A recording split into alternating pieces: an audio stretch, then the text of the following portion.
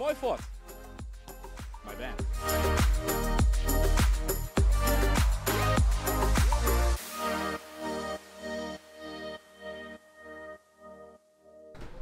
Wat ik hier nou zien kom, alle keer kettingzagen en nog meer kettingzagen.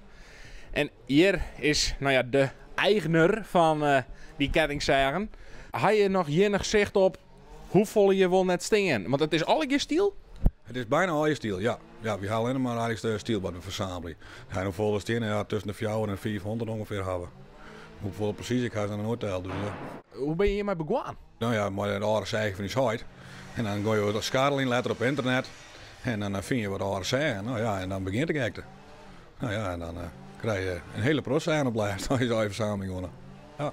Want hij ze nou ook alle keer? Nee, dan moet een peer gaan. Maar ja, die is zo zeldzaam, dus ooit zullen we ze vinden, maar die hebben we nog net. Hoe gaat dat dan? Hoe, nou ja, vinden je dit alle keer? Want je zoon zei ze, nou ik zou je echt wel zeggen, Steen, die ben way older than you. Ja, serieus veel ouderen bij, ja, klopt ja.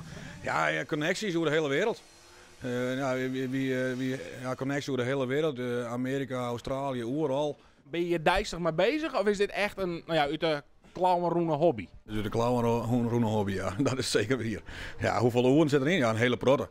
Ja, je zet die jongens achter internet, dan schaal je ze op en dan had je ze dan vinden en dan komen ze hier en dan, nou ja, dan maak je ze eerst helemaal klaar. Ze gaan helemaal uit elkaar.